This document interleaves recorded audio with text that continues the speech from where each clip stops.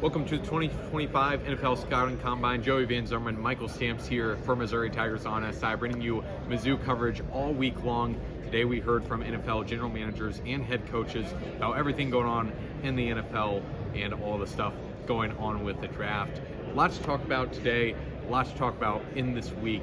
First off, 4 Missouri players here going to be here this week. Brady Cook, Theo Weiss, Luther Burden, and then Armand Mimbu as well. Last year there was 8 Missouri players here, and overall Missouri is just growing their presence, continuing to do so. They're likely to have 2 first-round draft picks for the first time in quite some time. I asked Brian Gutekunst, the Green Bay Packers general manager, how he trusts Mizzou to develop that talent. Do a great job there. Obviously, it's an SEC program.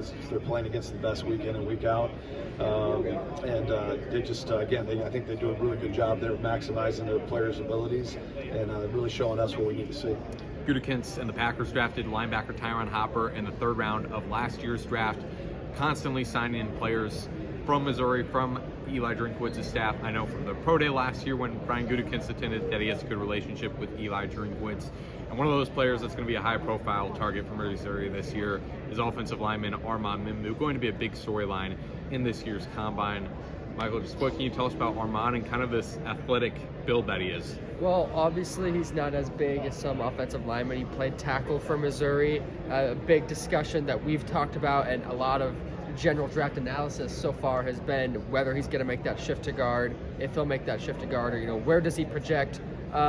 We heard a little bit about that today as well, but also just about, he's 20 years old, which says a lot. He is young, and I think that really gives him a leg up, especially with how productive and how much mileage he has under him as a starter in the SEC. So I think the fact that he's 20 and he has a unique and athletic build really, he has a lot going for him in that aspect. You hit it right on the head. So, yeah, getting those guys young, they develop, and then you hit them on their second contract when they're still 24, 25 years old.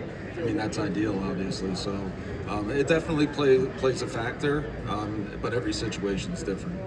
But, I think they've maybe evolved from like an athletic standpoint.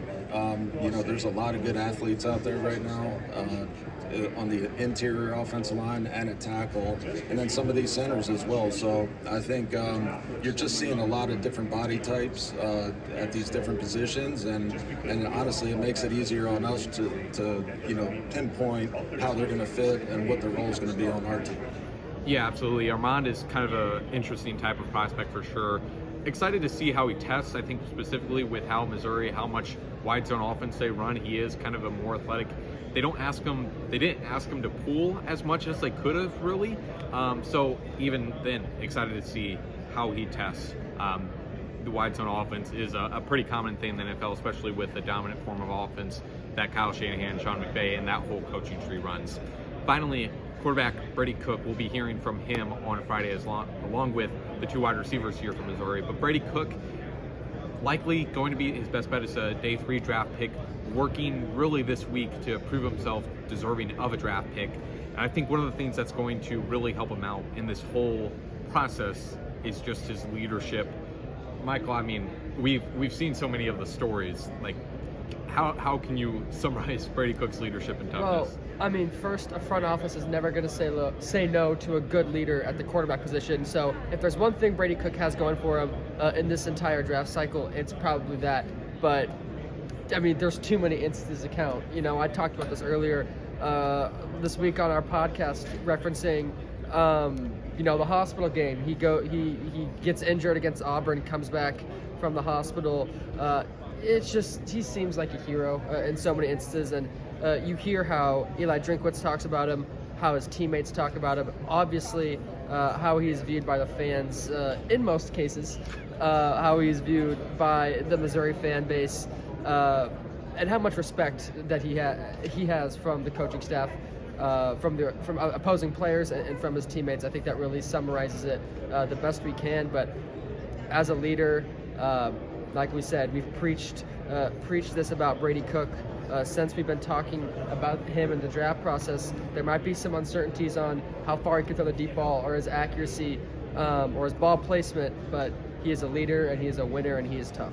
Absolutely. That can only take so far ultimately, and we'll have to see how he performs in those drills. Excited to watch it all. We'll have all the coverage for you at Missouri Tigers on SI.